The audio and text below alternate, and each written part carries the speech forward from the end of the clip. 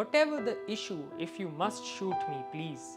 Shoot me with a gun made in India, I don't want to die. Buy a foreign bullet. You see, I love India very much. This is just one of the many poems emerging from the tense and neglected northeastern India that author and poet Nabina Das explores in an essay published in Frontline. Poetry serves as an instrument to capture the trauma of everyday violence.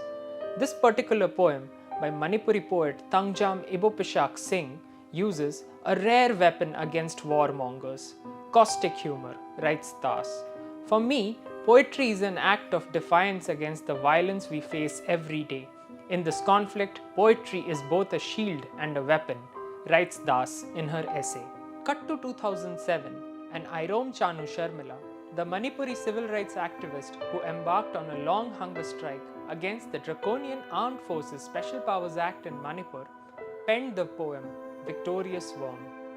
Kangle, the mirror of my vision on the new page of history, so written in red ink. In the battle between God and worm, worm has killed God.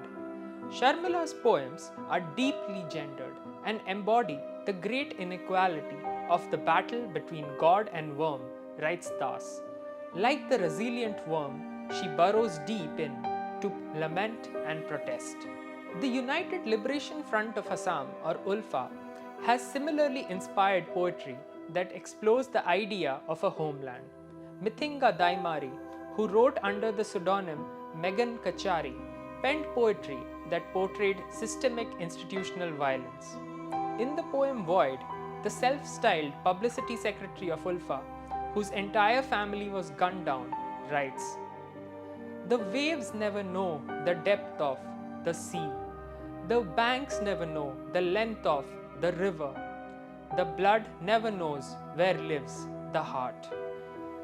The Bodo poet Anupama Basumatari, who penned Snails, uses idyllic metaphors to describe the disruption suffered by her home state. Like the vulnerable snail, the indigenous community must wage a war every day to protect its shell from cracking, writes Das. Also wielding images from nature, poet Molsomi Jacob from Mizoram talks of how the cicadas stopped singing after bombs blast the Blue Mountain. "I'm waiting, waiting. Will the Great Bear turn around over our bamboo hills?"